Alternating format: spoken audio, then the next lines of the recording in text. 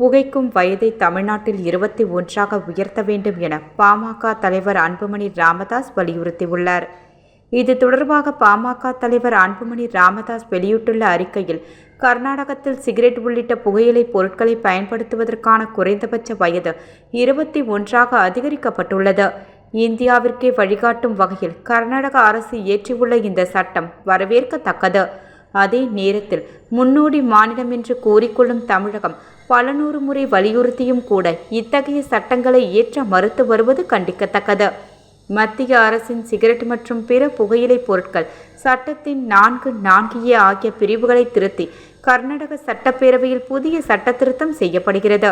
அதன் மூலம் கர்நாடக மாநிலம் முழுவதும் பொது இடங்களில் புகைப்பிடிப்பது தடை செய்யப்பட்டுள்ளது.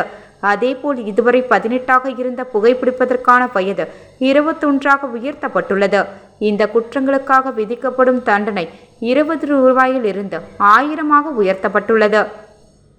இந்த திருத்தங்களுக்கு குடியரசுத் தலைவர் ஒப்புதல் வழங்கியதை அடுத்து கர்நாடகத்தில் இச்சட்டம் நடைமுறைக்கு வந்திருக்கிறது. நாடாளுமன்றத்தில் நிறைவேற்றப்பட்டுள்ள சிகரெட் மற்றும் பிற புகையிலை பொருட்கள் சட்டம் மிகப்பெரிய வரமாகும். இந்தியாவின் பெரும்பான்மையான மாநிலங்களில் குட்கா உள்ளிட்ட புகையிலை பொருட்களின் பயன்பாடு தடை விதிக்கப்பட்டிருப்பதற்கு காரணம் இந்த சட்டம்தான்.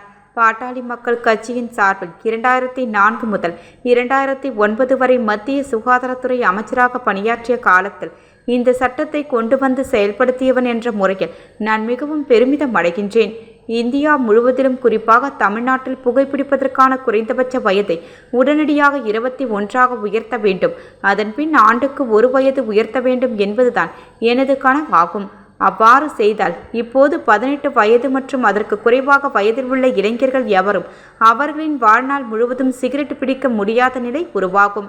இதை பல ஆண்டுகளாக நான் வலியுறுத்தி வரும் தமிழக அரசும் மத்திய அரசும் செவிசாய்க்க மறுக்கின்றன. சிகரெட் மற்றும் பிற புகையிலை பொருட்கள் சட்டத்தில் சில திருத்தங்களை செய்வதன் மூலம் இதை சாத்தியமாக்கலாம். ஆனால் மத்திய மாநில அரசுகள் இதை செய்வதற்கு தயங்குகின்றன.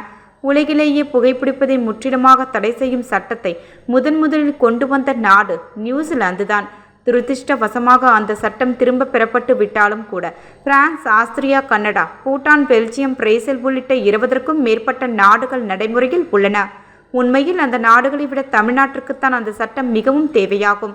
உலகில் புகைப்பதை தவிர செய்யப்பட்டுள்ள நாடுகளில் சில லட்சம் பேருக்கு மட்டும்தான் அப்பழகம் உள்ளது.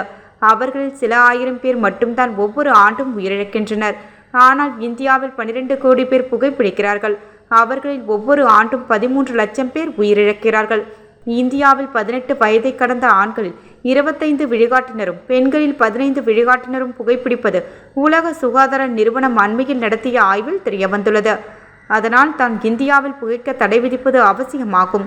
தேசிய அளவில் புகைப்பிடிப்பதற்கான குறைந்தபட்ச வயதை 21ஆக உயர்த்த வகை செய்யும் சட்டம் கடந்த 2021ஆம் ஆண்டிலேயே தயாரிக்கப்பட்டு விட்ட போதிலும் இன்னும் நிறைவேற்றப்படவில்லை என அவர் தெரிவித்தார்.